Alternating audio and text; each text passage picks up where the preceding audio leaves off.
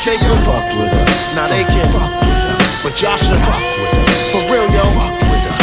Things ain't always what they seem. How come we old enough to die for this country but still can smoke a drink if we 18? Some of my people rather see me locked up in state greens instead of seeing me free in this world doing great things. I do what I love and I love what I do. Shit, I'm too worried about me to give a fuck about you. I'm making moves while you still stuck at home with nothing to do. They see me alone while all the shows asking what's up with the crew. My brothers in every time, homie, ain't nothing new. They either chilling with some bitches or cooking up in the stew. Wherever Bangkok be at, you see me, yeah, that's true. Cause to me this Bangkok shit's forever like Big B's tattoo. My jig is Bangkok strategy. I know you haters mad to see me on the air now. I'm a radio personality. My bitches don't just twerk or shake their asses. They exotic and move their waist like they gypsy dancers. Whoa. Fuck with us. Fuck with us. Fuck with us. Fuck with us. Think they could fuck with us. Now they can't fuck with us. But y'all should fuck with us. For real, yo. Fuck with us. Bangkok. Fuck with us. Fuck with us. Fuck with us. Fuck with us. Think they could fuck with us. Now they can't fuck with us. But y'all should fuck with us. For real, yo. Fuck with us. Things ain't always what they seem. I stay determined to continue following my dream. Never lost an illusion. The king's a pawn without the queen. War resembles a chessboard, but you simple-minded. Y'all resemble Connect Four. Stupid. All you do is lie in the booth to get props. Get punched in the face. Cry, tell the truth to the cops. Sign a statement, hide in your room from the block, and live the rest of your life praying that you don't get shot. Stop spitting about how your family is extra real. Start singing about cotton candy and Ferris wheels. Your car might get pulled. You strong like a bull till I rip your fucking head off and Gronk spike your skull. You stay woke, nah, you stay broke. What a shame, everything you illustrate is a joke. Me and Marta Marco is making you choke. Y'all don't want no part of this, you afraid of the smoke. Fuck with us, fuck with us, fuck with us, fuck with us. Think they could fuck with us. Now they can't fuck with us. But y'all should fuck with us. For real, yo. Fuck with us. Bangkok. Fuck with us. Fuck with us. Fuck with us. Fuck with us. Think they could fuck with us. Now they can't fuck with us. But y'all should fuck with us. For real, yo. Fuck with us. My big bro said I'ma be the brokest, always smoking weed with them jokers. The hip-hop writer is a creator, composing understanding words of culture brilliance, powering a rebalance of the elements equally. Pages of rejuvenated reaffirmation. Simply the almighty leadership of insightful craft work that stands to build through any confrontation born to be. Yet his daily duty is as a journalist that questions properly and uses his ears to filter the real. And as the art decays by dilution, he concentrates the best again and again, exposing it in the print. Today's journalist and tomorrow's historian, he listens to share. Here is that necessary attempt, executed again and again and again. This is the Power Right Show on S.STREET Media. This is your brother, the lone low life with the home-sewn garment, the Boricua with the build, the true and living God stepping in score, Sunyez Allah, a.k.a. Skillustrator Low. And we're on S.STREET Media, the evolution of media, where every intrigue will have its own show, every incredible thought will have its own episode, and every timeless insight will be archived. And this show is about my element of hip-hop, what I call the writer of art on art and science on music. That is the only show in the history of this hip-hop thing, on my hip-hop writer element that I have been doing for about 25 years. You know what I mean? Like, it's a couple of months away from 25 years of doing this. And with that, I guess to celebrate that, I have a book coming out soon.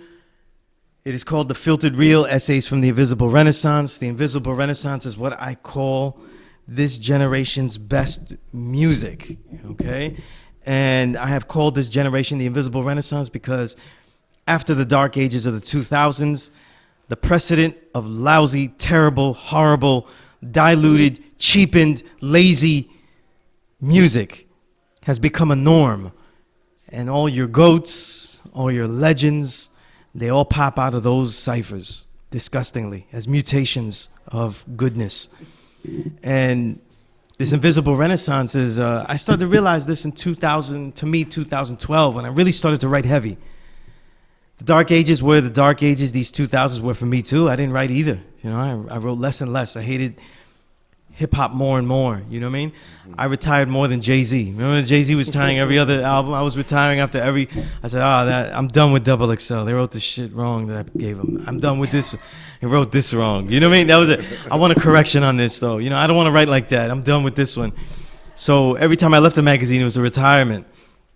But I started to write just to write, and because of these independent outlets, I could write with total freedom and develop what I consider this element. What I said back in a piece that I have, I can quote it, I can show it.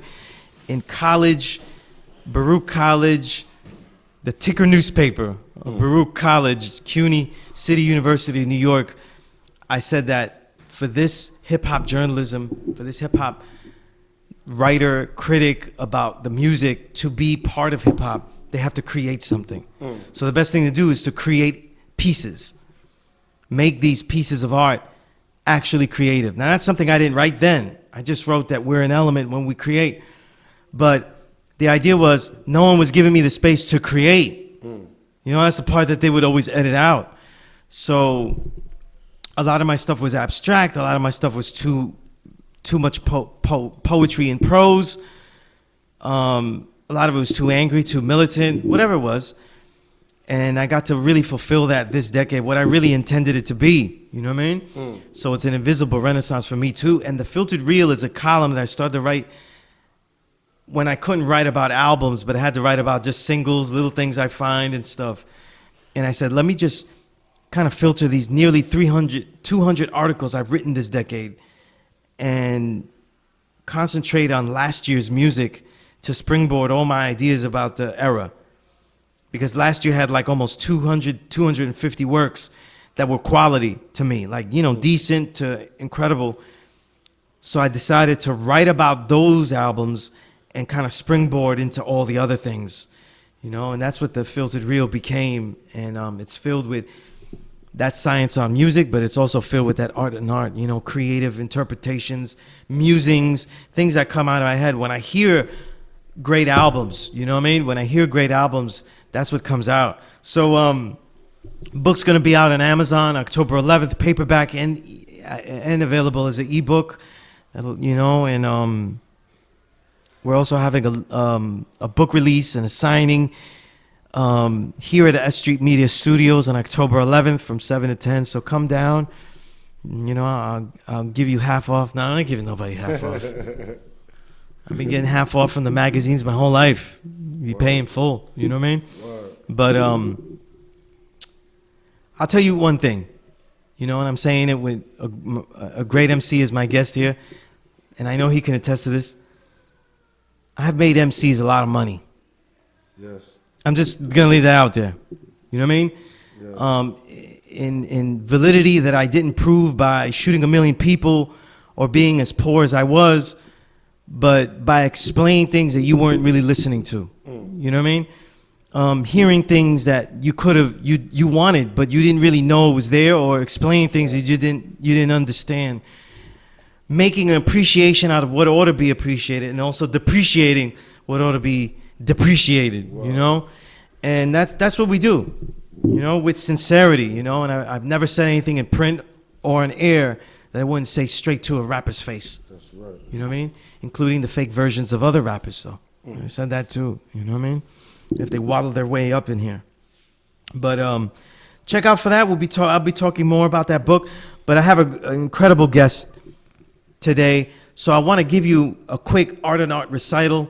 I always like to give a little piece though. After this book, I have a book, and it's just going to be called Art and Art, and it's going to be filled with all of the poetry that I've created, some new stuff, but everything that I've created based off being inspired off the artist that I've listened to. You know what I mean? So I'm throwing it all, laying it out now, but that's after the Filtered Reel. But this is a piece that's in it. It's tentatively titled My Medina, and I thought it would be appropriate with my guest today. My Medina, his Crooklyn, their Brooknam, everyone's Bucktown. Metaphors for war. Some fight races by the rock, others matador the trickle down at the hard place. Through a life of lead ciphers.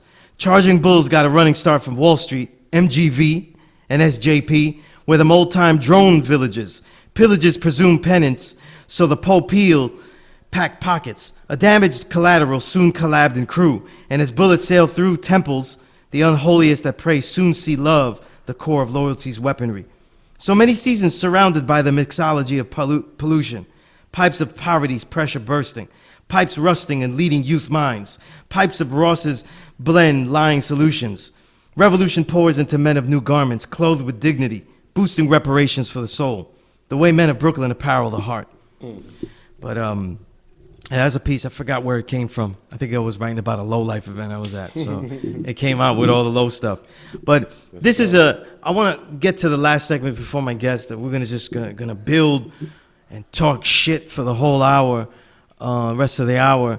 But I thought no way to springboard into introducing my guest than giving an understanding about, one of the pieces of major news in music, and that is the release of a new Gang Starr single called Family and Loyalty featuring J. Cole, which I hope very soon leads to an album being released, you know what I mean? Wow. But, a lot of people get mad, the controversy has been people that don't want J. Cole on the track, you know what I mean? And people that are mad that other people don't like J. Cole on the track and think that he was okay. People ask me all the time, and I say J. Cole scores 13 points a game in my MC NBA, gets off the bench, he gets a couple of shots, you know what I mean? It's a nice shot, that's good, but then he fades, you gotta sit him down again, you know what I mean? And we live in a time where the MCs of lore are very diluted, and no matter how good J. Cole rhymes, though, he's symbolic of that. He's absolutely symbolic of that. No one's going to tell me that he's a top-tier MC of this invisible renaissance when there are so many MCs that just blow him out the water, like just knock him out the box, you know what I mean? And I don't want to say who, though, but, there's a couple, there might be one sitting near me, you know what I mean? But here's why people get mad about features on a Gang Starr record, though. Yeah. Just in general. I'm going to name some features on Gang Starr albums. J. Rue the Damager, I'm the Man. J. Rue the Damager, Speak Your Clout. Just think about those bars. If you don't know them, they should be in your head. You know what I mean? Nice and Smooth on Duick. Oh, man. These are all like classic lines. If we say pieces of them, where, Malachi the Nutcracker on words, from the Nutcracker. Malachi is one of the lower, what's the least skilled MCs I've ever heard. And he blew that away. That Gang Starr foundation. Yeah. Big Suge on FALA. Big Suge also later on the Moment of Truth album, because he kind of was nice on there too. You know what I mean? Inspect the Deck, Above the Clouds. These are stellar verses, though. You know what I mean? Stellar. They're not like average. When people did a track with, when people are on a Primo track, they give their best. When they have a Primo track. When people are on a Gang Starr track with Guru and Primo beat, they go nuts. I'll name a couple of more. Big Suge and Freddie Fox on the Militia. And Freddie Fox destroyed that. Crumb Snatcher on Make 'Em Pay. Like, these are albums, these are verses that Crumb Snatcher gave that led to his career. You know what I mean? Like, they led to his career. Scarface on Betrayal. Scarface, people consider him a GOAT candidate. I do. I like the argument for that. And out of his features in his catalog, that's one of them. That's one of the top ones. And one of the last ones in the Owner's album, Jadakiss on Right Where You Stand. Jadakiss, that's one of Jadakiss's best features. And that's saying a lot, because probably Jadakiss's best thing that he does is features and destroying people's, albums and songs. You know what I mean? And so I thought, DJ Premier never doesn't deserve to be bothered with an A&R, someone telling him what to do. So I want to just take the opportunity to be a Monday morning quarterback here. Monday morning A&R, you know what I mean? And if I had this, and we had a song called Family and Loyalty, and we didn't have to worry about having a feature that would secure a billboard on Times Square, right? A billboard that would feature Spotify featuring the song. You know what I mean? We don't need that in my world. You know what I mean? I live in the fantasy world, so bear with me for a little bit. So I wouldn't have used J. Cole. Even though I'm not a J. Cole fan, though, he didn't do so bad. He did okay, though. It was he scored. You know what I'm saying? But it was exciting to me as Steve Kerr hitting the jumper that Jordan gave him to win the NBA Finals. It was like, okay, he did it, and let's move on to the celebration of what Jordan did. But the song is called Family and Loyalty. And that's what Guru's verses are about. So I need somebody that fits these criteria. This is my criteria, right? And you can see where I'm going, though, because my guest is here, and he's going to help with that. The right MC to me would be from Brooklyn. That's what I'm saying. It's got to be from Medina. It's got to be BK, all right? Family and Loyalty, BK. He's got to be a dominant, essential MC with a catalog in this era, because we had somebody new, right? And since you took J. Cole, we'll take somebody new from this era. Okay, he's got to be a dominant MC. Catalog, albums that you're like, wow, this guy it just killed it through this entire album. He kills shows. He's an expert performer, top of the line MC. No lights, cameras, action. He's really in there. You know what I mean? Oh yeah, it's family. So he's actually from an actual street/hip hop family from Brooklyn. Think about that. That's crazy, right? Can we get someone that is actually street?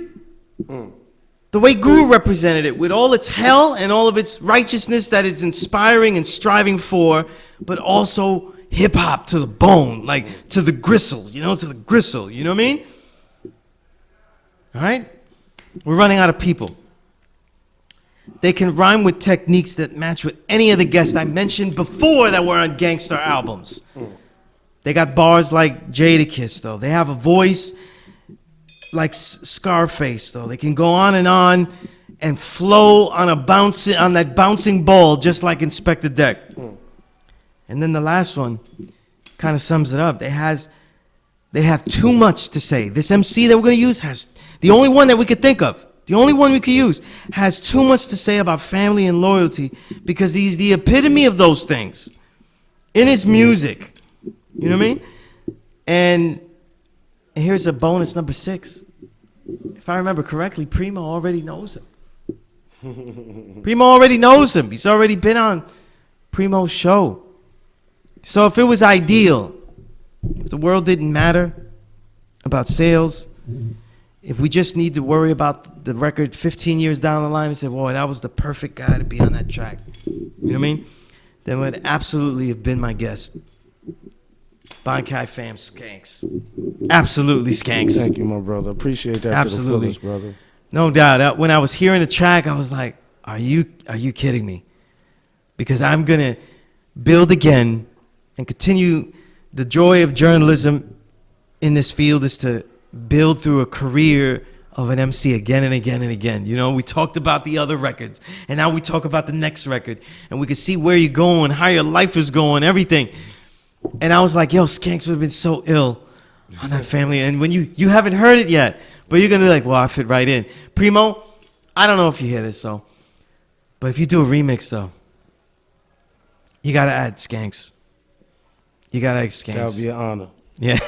Well, you know what I mean? And you know, everything I said, in my Filtered Real book, I have a list. I really... I poured over this harder because, when you make a list, all that stuff that happened with list, I don't make a list and put them in order because I just want people to have the list. Like, know that they could go through all this stuff. It doesn't matter who's 1 and number 2. You know what I mean? Because 4 and 5 and 6 and 7 are going to be so nitpicked. It's really about your opinion after a while. You know what I mean? Because we don't have definitive statistics. You know what I mean? Like sports and stuff. And even that gets blurry.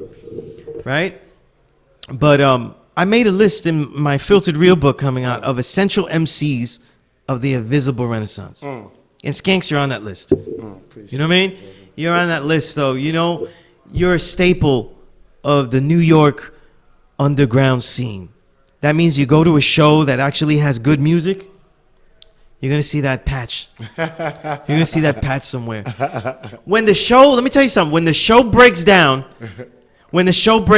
though, and they're going, and we're going, we don't have a host for this thing. It's really getting boring here. And Skanks would come and do a song and then keep talking and keep the crowd engaged while they get their shit together in the back. Right? I know, I've been there. You know what I mean? I've been there. Had the honor of co-hosting events for him and then just standing watching. You know what I'm saying? I become Steve Kerr. See, I become Steve Kerr. I just wait till the ball's handed to me. I make sure I get my 3-pointer in, and I just keep watching. You know what I mean? Just keep watching Skanks work. And if you have the pleasure of seeing Skanks work live on stage with all of the Bankai fam, Shot Teague, G-Stats, all of these brothers. Oh my goodness, it's a show. I don't know how they don't trip. These guys are big, man. They're not little. You know what I'm saying? And they're all these chords are going everywhere, and they're jumping on top of each other. They're going everywhere. Complete synergy. Complete synergy. When you go back on the stage, because I've done it, it's not musty. It doesn't smell like hell. Who are these musty brothers that just came and just did a couple of songs? No, it smells crisp. You know what I mean? Because Brooklyn brothers, they be putting the oils. We put the oils. You know what I'm saying? We rock oils. You know? But yo, Skanks, and I love building with you. I had said in the last show that was my favorite record, the one you did with Endemic. Yeah. And I'm on the train. I'm saying, oh, man, now he does just beat that one because this one pounds. Oh, man. You know what I mean? Thank This one brother. pounds, you know? And, you know, just for the people's curiosity, and I'll just put it out there. You say what you say about it. But in the bio, in the Bandcamp for this album, you know, with you, with producer Cairo Itachi, Unapologetic is the name. Yeah. You know, you said that you're coming back after a while, after 3 surgeries. You know what I mean? What were these surgeries for? What can you tell us, like, these surgeries when you dealt with, though? Because I know they may have made you more bionic. Yeah. You know, I had they came out the $6 million man. You know what I'm saying? You know that. But on the real, like, it was the same time as that last project you were just talking about with Endemic. I was setting up to go on tour and everything. You know what I'm saying? Me and Endemic was setting up tour dates, and I got into a situation where my pit bull was being teased by a relative with a motorcycle, revving it up, chasing him. And then when the pit bull see me, you know, he like, I can't look like a sucker in front of master. So he knocked him off the motorcycle and was getting at him. So I had to pick the pit bull up and move him away. But while I'm doing that out of anger, the relative got up and hit the pit bull in the head with a pole, had the pit bull bleeding. Wow. So the pit bull lost control and got crazy and was going back after him. Me thinking my pit bull was always going to know master, I jump in front of him to try to save, you know, the relative from getting bit. And the pit bull locked on my leg, blood all on his face. I'm talking, took a whole chunk of meat out of my joint. Like, wow. My boy Gangster from Bangkok, if it wasn't for him, everybody else was around was scared. Like, the dog was going crazy. He came, grabbed the dog, lift the dog up. Because I had a brick there, but I couldn't do it because I don't want to kill my dog. You know what I'm saying? I still love him. He just mad right now, going through some things. That ain't his fault. So long story short, we got him up off me, and I had to go to the hospital. I didn't know how bad it was, but when I went to the hospital, that's when I realized how bad it was. And I had to get 3 surgeries in a week, man. I was off my feet for probably like 5-6 months.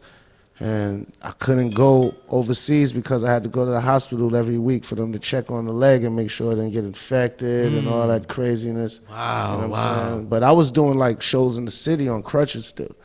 That's right. Yeah, yeah, that's what I'm saying. Like, didn't lose a beat though. I was like, so you crutches and shit. Yeah. I was mad I couldn't go overseas, but we're actually working on that Unapologetic tour right now, so we'll be throwing out them dates real soon so everybody could get at us, you know what I'm saying? When we over there in Europe, when we in Canada, you know what I'm saying, everywhere else, because we coming. Oh, man, that's great to hear, though. And, you know, before I even get to, because it's always this, I love to build with you on different ideas because you really, you know, I want to build with you on the radio shows. We didn't get a chance to do all the radio shows the last time.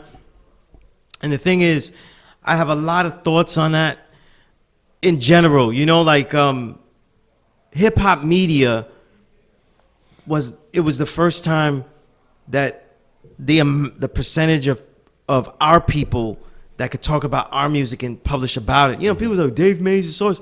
But a lot of the media was really black and brown. Yeah. Really black. Because the brown, they didn't let us in, though. That's why it was so hard to do stuff. That's deep, you know what I mean? They really didn't let us in. And everybody went with the narrative that it's just an African-American thing. Yeah. Why you got all the Caribbean around you, got all of Latin America around. Yeah, that's you crazy. know? Because And we all won, man. yeah, and that was the way it was written, though. But that's another story for another time. Willie Lynch shit, man. Yeah, definitely. Word. You know? But in general, most of the media sold out.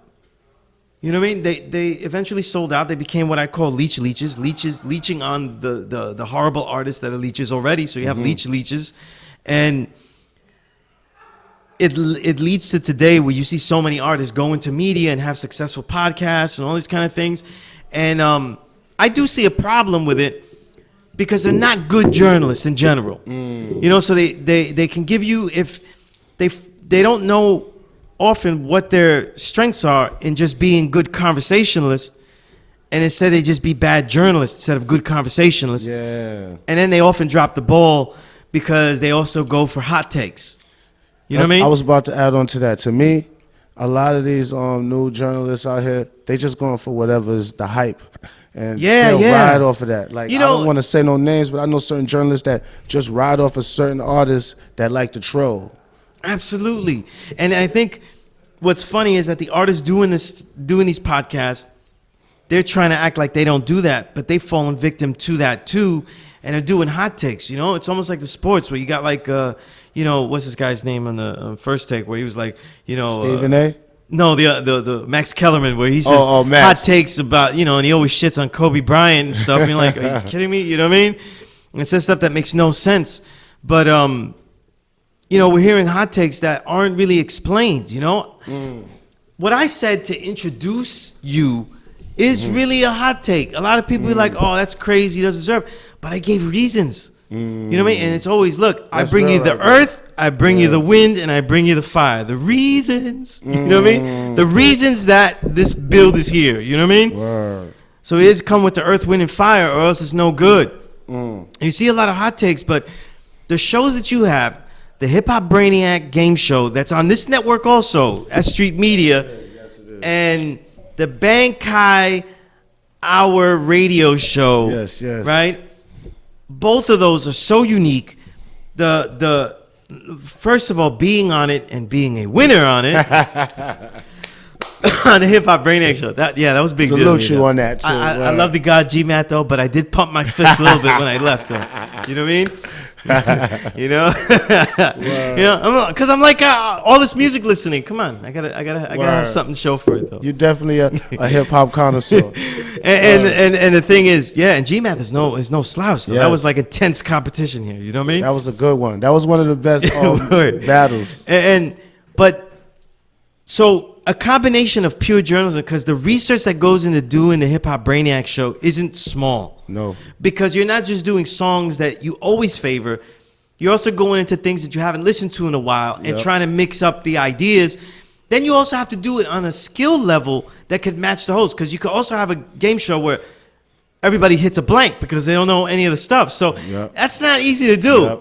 It's hard. It's not easy. And then it's real challenging. Yeah, it's real challenging because you go, hey, who said this? And like, and you just get dead air. And especially with the time limit, so you might catch it with a little more time or a little more thought, but it's like that pressure too as that time going on. I gotta. And I'll tell you, right? Because I'm a Gangstar fiend and I got Circus D Bodyguards wrong, you know.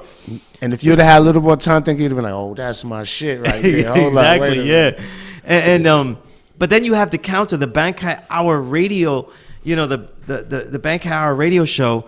And in the Bankai Hour, that also has research segments, and it's got segments that are fragmented. Pure radio. That's pure radio. To do the segments and certain bits, and then also to keep it engaged because, like I said, you may be one of the most entertaining individuals in the universe. You know what I mean? Brother, appreciate that, brother. When I start hating hip-hop, it's time to call SKANKS. You know what I mean? They say, hey, you want to come on the show? You know? Because, look, writing about it is always a thing where I could hate it because I don't need to do this to love listening to music, to love reading. these are the things I do. You know what I'm saying? And so I don't need hip hop. You know, and I do it out of love, and I could write poetry and prose off of hip hop without letting hip hop know. You know what I mean? And that's deep. Yeah, and it's MCs like you that put the spark back into me, and that's why I really came with that art stuff, because I wanted to show that appreciation as well.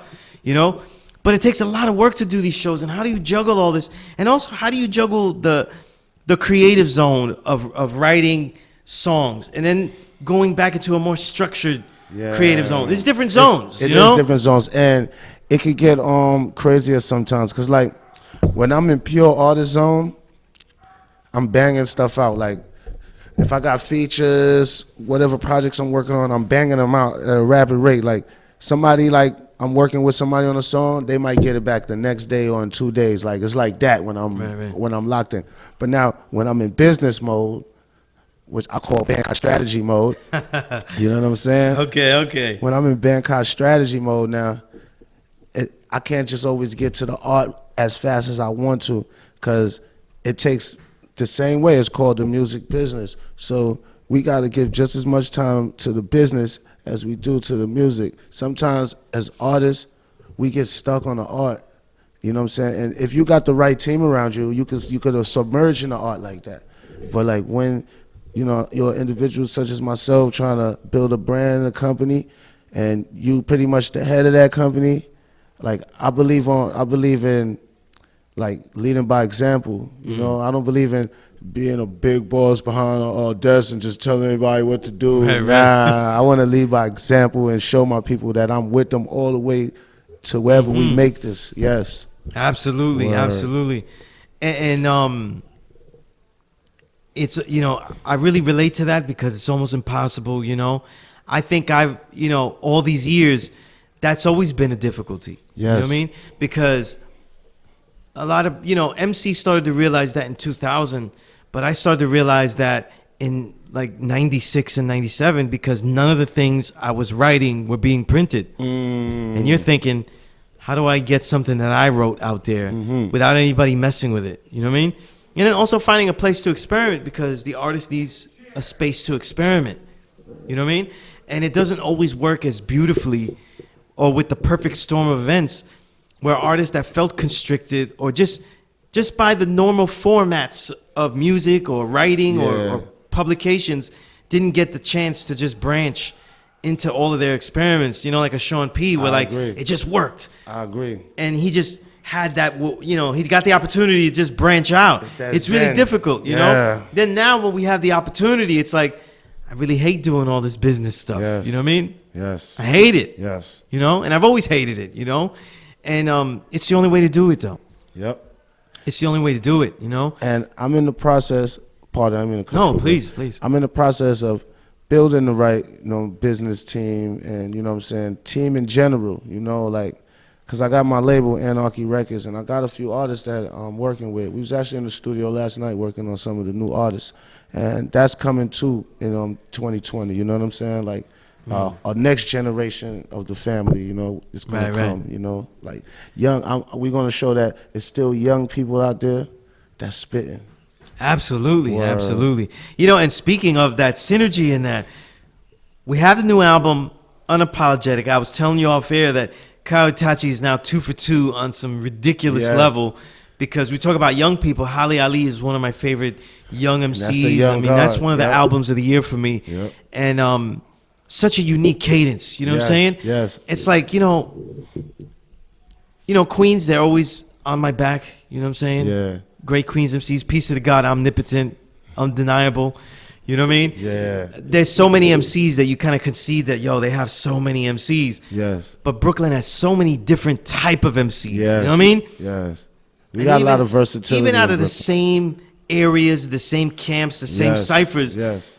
Halle Ali sounds totally different than you. Yep. You know what I'm saying? And it just bugs that's me out. my young brother, like from day one. Like I know his mom, I know his sister, his brothers. I know the whole family. Like we all grew up together in the neighborhood, and that's my young brother. Like when I had my studio in the basement when we first was, you know, creating the Bangkok sound and stuff before we was even Bangkok.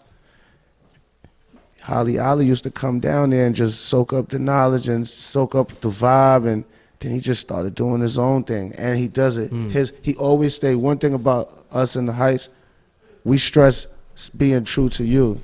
Like, however you roll, we want that to come out in your music. Right, we don't want to hear you talking about, oh, you be killing dudes and all that. If we know in the hood that ain't what you do, we're gonna check you on that. Nah, homie, that ain't the way we do it. Right. Well, that's how we give it up. You know, and That's what makes it so authentic. Yes. You know, cue back to what I was saying about the reasons he belongs on the Family and Loyalty song. I'm just gonna keep doing that. You know what I mean?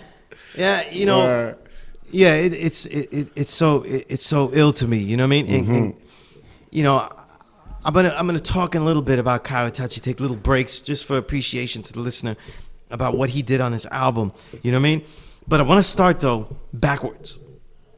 You know, because we talked a lot. If you go back to the earlier episode, and I'll refer to it when you know, it should be referred to in the links and everything for this. But the earlier show that me and you did, and we talked a lot about the Bankai fam and you know, the origins. You know what I mean? But you said this on the shoutro, you know, on the shout outro.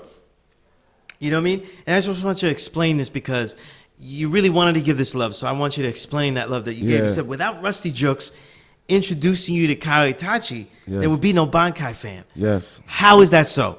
Okay, so the first time I met Keo, Rusty and Dirt Platoon was doing a song called Dirty Works for Dirt Platoon's album with Keo, right? This was 2012. Probably 2011, 2012, one of those. So during that meeting, Keo was like, yo, throw on some beats. I want to hear some real Brooklyn MCs. So he started throwing on some of his beats. So it was, I'm going to say, it was like about, say, 10 dudes from Crown Heights that Rusty knew that he called to a video shoot that day that was all spitting. Out of them 10 dudes, G-Stats, myself, Cash Bills, and Gangsta was members of Bankai, before Bankai though, but that's who from Bankai was there. So now after we spit, the next day, Rusty called me, he's like, yo, they was really feeling you. Keo want to do a single with you. So I said, let's do it. So he sent me the beat. Like I told you, I was submerged in the art at that time. Sent the joint back the next day. He couldn't believe it. He was like, yo, this is crazy. Let's work on the album together. So we start working on the album together. So now all the features I'm bringing in is the members of the Bankai fam, because this is all the people that's working with me in my basement. So I'm bringing in all my peoples from the Heights. So one by one, he's like, who's this guy? Talking about Daddy Notch, Phenom, G-Stat. Well, he know G-Stat's ready. You know what I'm saying? P General. He's like, yo, we should start a group. And I'm like, word, that would be dope. So then we started building on ideas and stuff like that, you know what I'm saying? And then we started talking about the Bankai. Bankai originates from this anime called Bleach. You know what I'm saying? And that's how the whole 10 spotters from Bankai, because the spotters is villains.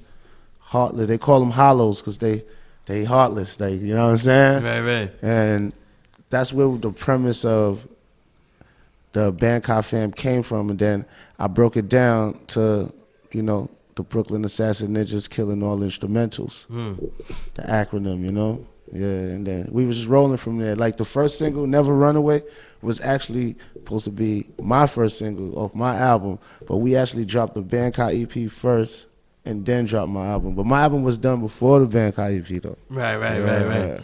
No, I'm glad that you expounded on that. You know what I mean? Because people hear that, they'll be like, oh shit, how does this all connect? You know what I mean? And I definitely, you know, when people do a shout out like that, you know, you're trying to give that love. So I wanted you to explain that, you know what I'm saying? Because, you know, again, you know, like a lot of this, the greatness of this era is because brothers have done things out of the love of the music without egos. You know what I mean? Putting other people on and stuff like that and not protecting it. You know what I'm saying? I got to say this. Look, we always say the 90s is the golden era. But nearly every other place that I was a fly on the wall at, somebody was guarding and keeping someone else from coming up. You know what I mean? That's real though. And it's sad, but it's true. And then when we go into like 2007, 2008, like, hey, how come you never came out? And so, well, you know, I would depend my, you know, that's why, you know, somebody wasn't really putting it on, and that doesn't include just the artists, but the labels. That's just the way they were, and it also includes the media. You know what I mean? It also includes the media not really having their eye on the ball. You know what I mean? Not talking to someone that is just as nice next to him, because that's not where you're gonna get the most money or shine from. That's you know the what I mean? truth. That's the truth. So, you know, we keep up. You know, in this music, you're supposed to find the next level, guys, and it kind of got all left into one tiny column, unsigned hype. You know what I'm saying? That's not really how it works. You know what I'm saying? When you do music and you cover music, you know what I mean? It doesn't work that way, where you just find one guy, you know, and say, oh, and you decide to talk about him. That's not really how it works. You're seeing all types of talent. One guy, yeah, you see all types of talent. And now, today's world, you know, there's all types of talent, though. And now we have to, what, filter it out to see who really is deserving. See, like back in the days, I really thought skills could get you through the door. You know what I'm saying? Like, if it's good, it's good. But as I got older, I realized you could have super talent, and if the powers to be, the gatekeepers, what have you, don't want to let you in, they're going to block you. You can still do your thing, you know, if you believe in yourself, but it won't be on that level that they control it. You know? Yeah, absolutely. Word. Yeah, absolutely, you know. And it works like that all the time, you know what I'm saying? And I'll keep, you know, just to say a point on that, I still think that happens today. Yes. And I think a lot of the underground hardcore that we're hearing popped out, or that we're hearing on a higher level, is also a way of shutting the gates and stuff. You know what I mean? You know, it's always a thing where you take somebody dope and then act like they were the forerunners and stuff. And I it's agree like, with you. What you're saying. It's not even the best. You know what I'm saying? What you're saying, I agree totally, because it's like it can really mess up the game in a way where, like, it commercializes even the underground. Yeah, you know what I'm saying? And look, this is all fallout, collateral damage, and that's why I call it the Dark Ages. You know, it's all collateral damage in the Dark Ages, where all the groups that we thought were dope didn't get to continue. All the groups that we thought would graduate from the underground shows into the radio because of they had the combination of not just being underground addictions, but also charismatic entities. They didn't graduate. You know what I mean? So it's always been like that. And now it's also falsity where, like, you're kind of seeing, like, underground people like, yeah, it's dope, but trust me, they're not the only one. You know what I mean? And look, just to keep it out there for listeners, though, because I'm very clear about stuff. A lot of the drug dealers that you're seeing on the underground commercial level are good, but they're nowhere near the entire ocean of illness that is spread out right now. You know what I mean? Yeah, don't put the game in one little box. You're seeing like one or two fish pop out the water and stuff, and it's probably some of the deepest waters we've ever seen. You know, and trust me, there's bigger sharks though. You're just seeing some nice fins. You know what I mean? Yeah, man. You're seeing big fins on bodies of sharks that aren't as big and as skilled. You know? That's why. And that's what we keep seeing. That's why I don't care who tops the list about who their favorite rappers is. Niggas front like they indie, but be having majors backing them. I laugh at them for fronting like if they be drug trafficking. If you rapped and got rich off slinging bricks, why would you rap again? Right? For real though. That's right. That's right. If I was hitting them numbers, I would never. I'll put some artists out. I'll help some artists blow, but exactly. I'm not gonna help myself catch a super indictment. Just on that segue, I go from the shout outro to the intro, and I'm just gonna say this to let the listeners know. I said I consider Skanks a master of that rolling, endless cadence that can fit words that aren't supposed to fit. You know what I mean?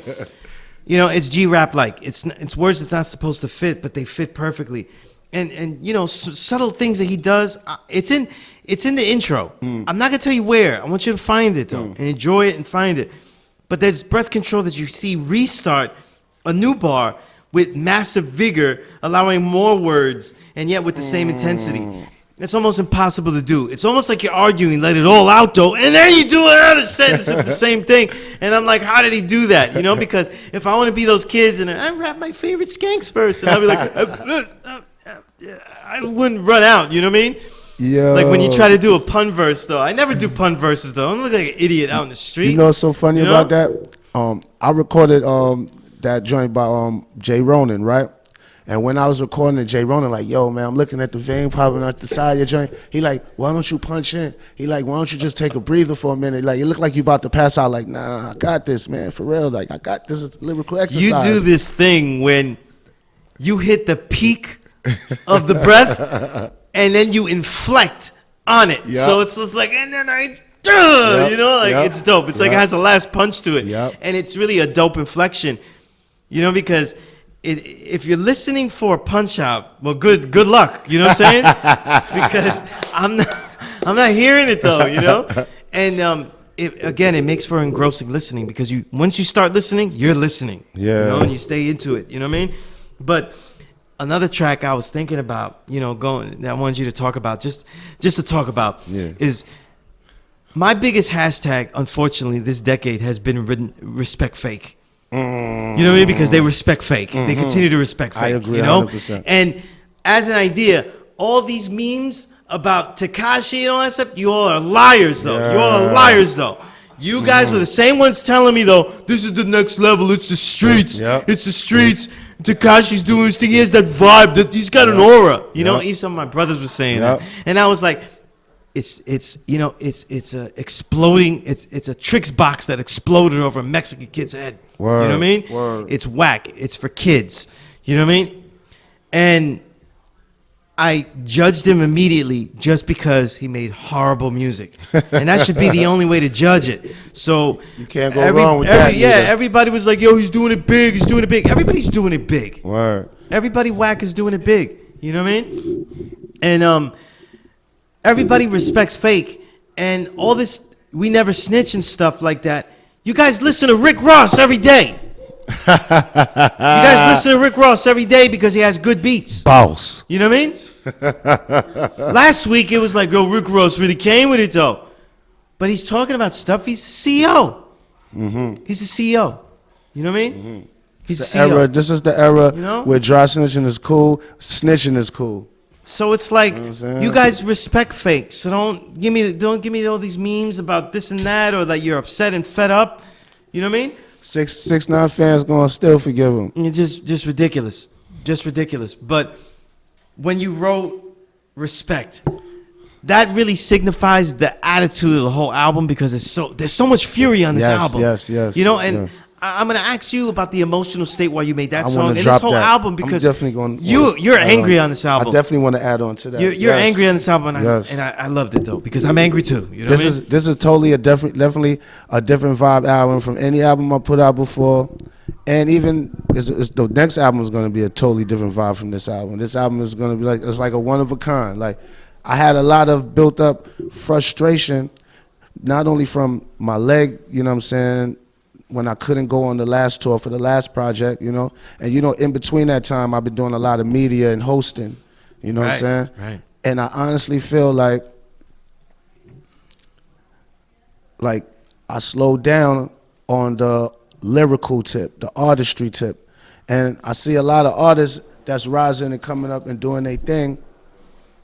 And I feel like I need to come back and, you know, reinsert myself in this because I really love to do this. And don't get me wrong, none of them artists made me mad. They motivated me to want to come back. Like, I like how the game is looking right now. I got to get back in this as an artist. Word. Absolutely, you know, and there's another song where like the inflections, they all, you know, they catapult the fury, and you know, it's filled with realizations of logic, Yes. so it relates to everybody. Yeah, and I wanted to add on to that. Like I'm just talking about that was pretty much my personal for the music, but the in depth of the song is talking about my relationships with a lot of unsavory individuals that I came up with. You know what I'm saying? Like, and some of them is individuals I don't work with on music. I ran in the streets with. I grew up with. I used to hustle with. It's all them individuals mixed up in that song. You know what I'm saying? But the key to that song is nothing is accidental. Everything, all of that had to happen. It's either a lesson or a blessing, you know? You know, we've talked before about this whole balance of the street, things like that, you know? And I've always felt that Brooklyn has some of the most sincere brothers I've ever met, but it has some of the most ruthless piece of shit people I've ever met as well. Facts. It's such a extremes only kind of place. Yes. You know what I'm saying? It's an extremes only kind of place.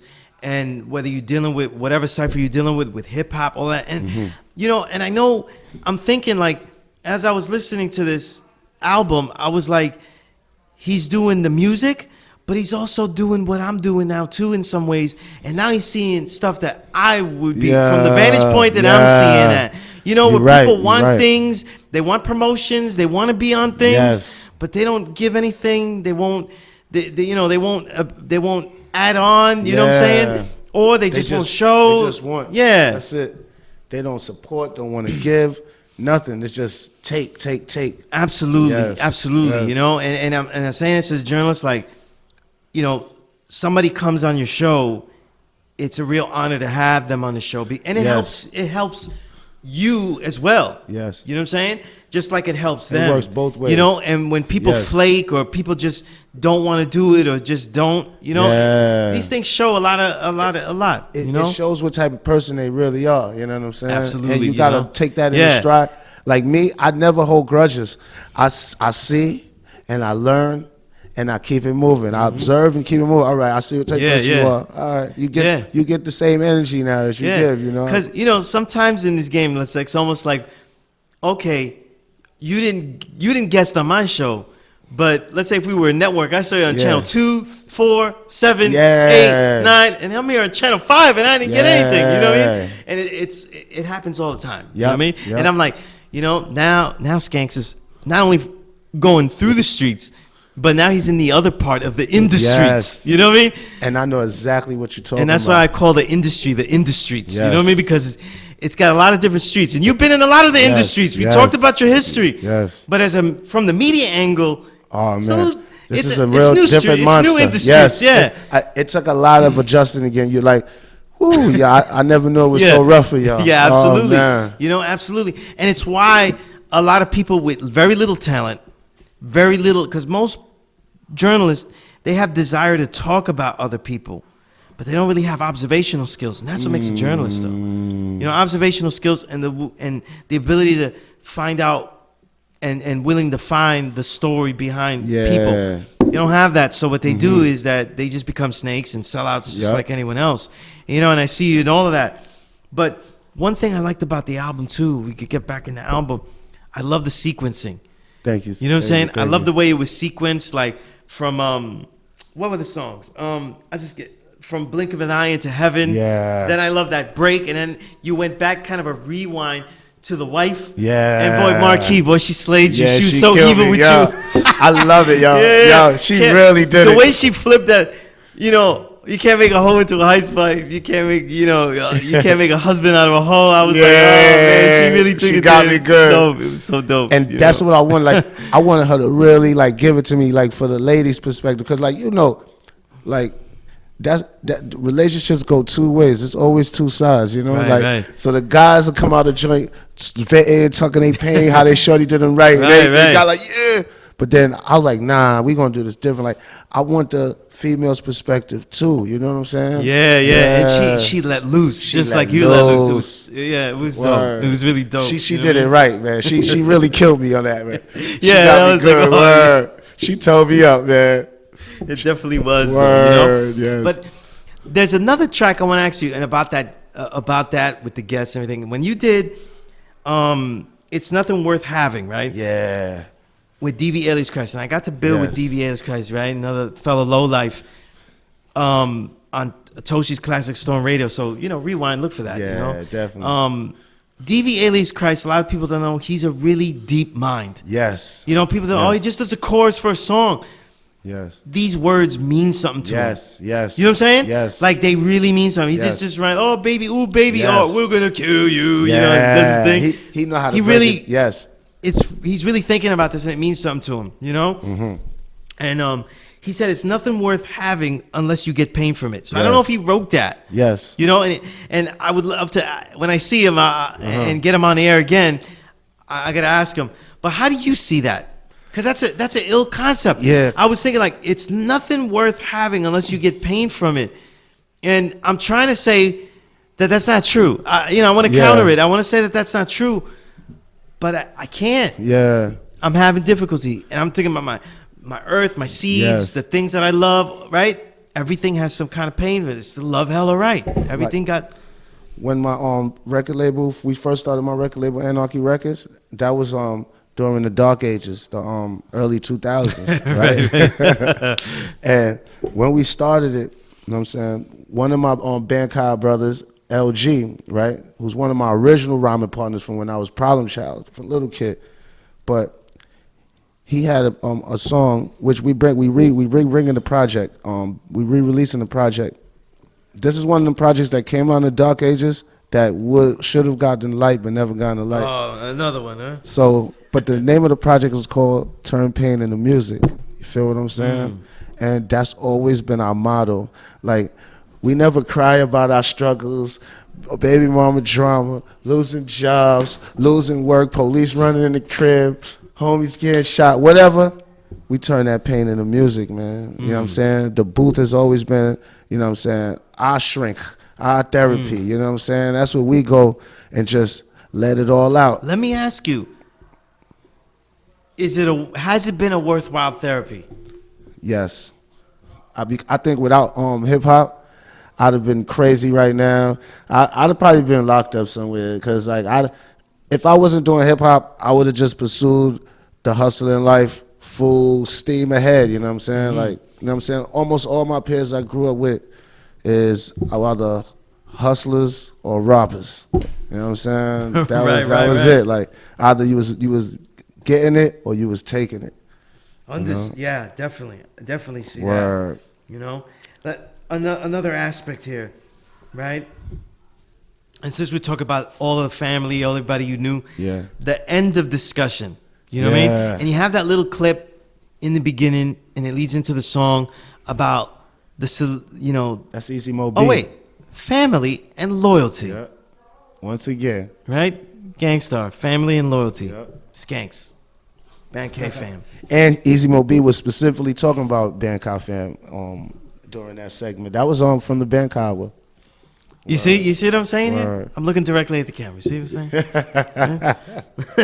the thing I think, and I was telling somebody, right, I was bothering one of my students who's he's a J. Cole fan, you know what I mean?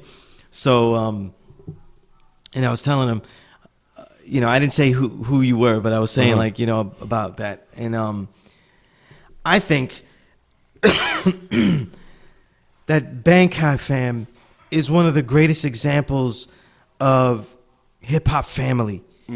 Because I don't just see you guys having love for each other when the music's out, when the music's done, when you're presenting the music. Yeah. You guys have the same amount of love when there's no real music being tossed out. That's right. You know what I'm saying? Word. You'll be at the shows, enjoying the shows. Yeah. You know what I mean? Like, not acting, prim and high and conceited and all that, and all that bull, but actually just enjoying each other's company, building. And these are brothers that are really brothers with each other. You know what I'm saying? Not just when they have a record out, not when they just have this out. And that's hard to do. That's hard to do after all these years of making records, making decisions that involve money. Yes. You know what I'm saying? Yes. That's really the way to put it. Making decisions that involve money. Somebody said some ill shit to me recently. I forgot who it was, but they was like, "Yo, man, if you make yourself more scarce and you stop mingling with all the people at the shows and chilling with the people, yo, you'll blow up even quicker and bigger." And I said, yo, like, maybe you're right. I said, but you know what, man? I'm like a people's champ, man. I'm like Ali, man. You see how George Foreman, He's scared to deal with the people in Africa at Thriller Manila. And Ali was right in the middle. Ali, Boombaye, that's me, man. I'm going to be in the middle with the crowd, man. I can't help it. Yeah, you know, some people do that, but I think it's more sincere if they're just a loner. Yeah.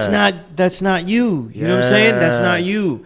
You know what I mean? And it doesn't work. I'll be fake. I'll be front and then trying to do that. You know what's interesting is that all of the Bankai fam have such different personalities. Yes. You know what I'm saying? So when I see a bunch of you guys at a show, you might be hobnobbing with everybody naturally, but G-Stats might not be doing that. You know what I'm saying? That's how he roll. He might just be doing the knowledge, you know what I mean? Yep. And letting out that grumble, you know, like the perfect grumbling, growling voice. Peace. You know? That's a good imitation too, yeah. That's my bro. You know, I wish I had G-Stat's voice though, just when my kids do something wrong. You know what I mean? Like, watch out right there. You know, like, that's my dream. That's my dream right there. G-Stats, Big Twins. Oh yeah. Man. And Lord have mercy. That would be it that right would be there. the dopest song. That's a nightmare for kids though. That'd be the dopest song, bro. Word, I would love to hear that. Oh man. Woo. Yeah, that's a bench presser right yes, there. Yes. Put everything on the bar right there. You know? And the thing is,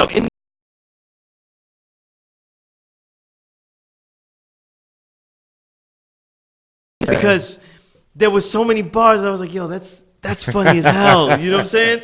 You know, like the antisocial was funny as hell to me. Yeah, you know what I mean? That was funny. You know, I'm so antisocial, I don't even fuck with myself. You know what I mean? Hanging with you is good for my image, but bad for my spirit. Like, you're just bombing everybody. You know what I mean? Like, just going through everything. Like, and it was just, it just was fury. Like, I could see you pushing everybody out. You know what I mean? Bro, yes. And I get visuals because I've seen you at all these shows. Yeah. You know what I mean? I would think that because you were such a good with people, and you're very approachable, that you also would draw up a lot of people that are being phony. You know what I'm saying? That's what that song and is thinking that, hey, this guy's approachable. Maybe I could get in and get this or get you that. hit it right on the money. That's why the song started off the way it started with, yo, Sketch, yo, my name is Jay Switchblade, man. I got some buzz, yo. I'm like, hold on, homie, man. I ain't coming here for that tonight. Like, you know, but it really be like that. Like, you get bad fake energy for no reason. Like, and I know, like, the certain artists that rode away that we just said, they not gonna just approach them like that with that bullshit. But sometimes that's the cons that comes with it. With you know what I'm saying, being the way I am. Certain bullshit individuals and shiesty, snaky individuals. Like, absolutely. But I feel the energy, and that song is pretty much just letting them know that I know. Don't think I don't know. I see y'all. Like, exactly, I see y'all. Yeah, it's all over. I just learned how to tolerate them fake ones, man. Mm-hmm. Like, it's a business at the end of the day. So I don't got to deal with you. You know. And then the cleverness continues. And it never fails with the brutality either. So like you have Keenan Ivory Wayne's. Oh yeah, that's my joint right there. The beginning of that is crazy. I didn't even want to quote it. I just was like, listen for the beginning of that song because it's just, oh man, it's evil. And then Project Hallway, he's not only giving you a visual of the hood, but he's also trashing every piece of crap in the hood that he's seeing in that Project Hallway. And I'm just like, it's like, that's the ultimate Monday morning song. Word, you get out the hood on Monday morning, you're like, that's it. You know what I mean? But again, I want to make a quick note. I didn't get to make a quick note about Kai Itachi's beats. Listen for this, though. Listen for the strong bass bottom on Gypsy Dance. Listen for the high sharp snare that snap and the bass line in melodic do re mi groove on Blink of an Eye. If you listen to that bass line, it's going do re mi right there, and with that sharp snap. Listen for that beautiful horn wail backed by a steady bass on Heaven. Or the deep piano keys and that extra hi-hat action that's really crazy, that's thickening the track on Respect. This album's filled with boom bap on a next level. boom bap is something you're not gonna listen to and hear. You're gonna hear it the same and be like, it's the same old, unless you sit down and actually pay attention. Just like a lyricist, you're not gonna know he's saying a whole bunch of great things unless you sit down and listen to it. You know what I mean? And this album, it's one of the best of the year. Right now, Skanks, it did eclipse the other one as my favorite so far. You know what I mean? Appreciate you, bro. It's evil. It's got the loyalty in it. It's got the family and the loyalty in it. It's got the brutality. It's perfect. You know what I mean? Primo, if you're listening. But I love this album though, Skanks, and you can pick it up on Bandcamp. Yeah. You know what I mean? All digital platforms. Yeah, all the digital platforms. You know, look up Skanks, look up Kawatachi. You know what I mean? Pick up all that hit form me of up work. if you want them physicals. You know, I got them physicals on deck, man. Absolutely, absolutely. And it's just another episode, Skanks, in chronicling what I consider an essential MC of this invisible renaissance. That means I consider you an essential artist that we need to have in our collection. You know what I mean? For our hearts, our minds, and our souls. You know what I mean? And until next time, there'll be a lot more stories to tell, writings to recite, and records to rewind and reminisce. For my guest, Skanks, the rap martyr, the Flowfessional, I'm your host, Sunez Allah, a.k.a. Skillustrator Low. And as always, the Power Right Show is a never respect.